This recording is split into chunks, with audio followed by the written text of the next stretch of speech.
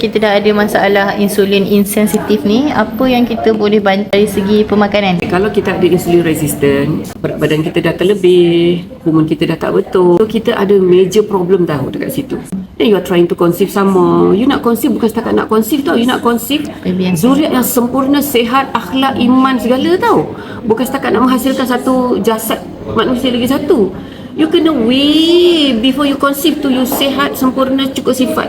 Baru you conceive. Kalau you punya parameter, gula semua tu you tak kontrol, tak cantik, and you conceive semasa tu, memang you punya fetus belum tentu sihat. Sebab tu ramai orang yang ada masalah begini, nak lekat susah. Dah lekat, nak sustain susah. At least 3 months sebelum you conceive tu, you dah kena perfect dah kat situ. Both. It's take to tango. The husband and also the wife. So kalau produk BE, of course you kena all out. You kena all out, definitely lah. You overweight kan, you kena reduce you punya weight. You overweight, mesti malas punya nak exercise. Sakit badan, itu kan chronic fatigue. Bangun pagi tak ada maya, tengah hari sikit baru nak ada nyawa, malam lama nak tidur. Sebab memang dia punya hormon dia akan jadi macam tu. Early morning, dia bukan early morning punya person, dia late night punya person. So semua circadian rhythm tu rosak. Maknanya you tak reti tidur awal, you tak reti bangun awal, you tak reti nak pergi exercise. Itu semua adalah part of the syndrome tu. So, ubah, pakai full set Alora, betulkan your usus, betulkan your liver, ambil Shiruto, lepas tu spirulina untuk nourish you punya ni, and start proper dieting. Breakfast, kalau you rasa nak breakfast, veggie, protein atau Slam Meal Pro.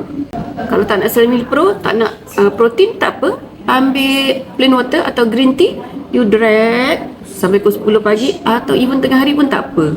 You boleh buat IF kat situ.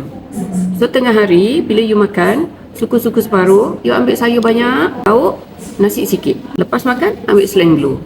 So dinner, paling lewat pukul 6 petang. So dinner you adalah veggie and protein. Dan kita ada Slam Meal Pro. So kalau you tak ambil protein, ambil Slam Meal Pro. Either one. Lepas tu, bawalah minum air putih je sampai esok pagi semula pukul 10. So you ada hunger zone kat situ. The hunger zone is actually the fasa yang kita nak regenerate new cell. Detox semua yang tak set, tak bagus tu. Kalau perut kita kenyang, regenerate new cell tak pun berlaku. Sebab oksigen you fokus kat perut, nak mendigest, nak buat penghadaman. So, sebab itulah otak kita pun dia tak tahu nak pilih mana satu nak buang ni, mana satu nak simpan, mana satu nak buang. Dia buang semua je. Itu cepat tua, cepat nyanyut, cepat lupa. Akibatnya, puncanya adalah makan lewat malam.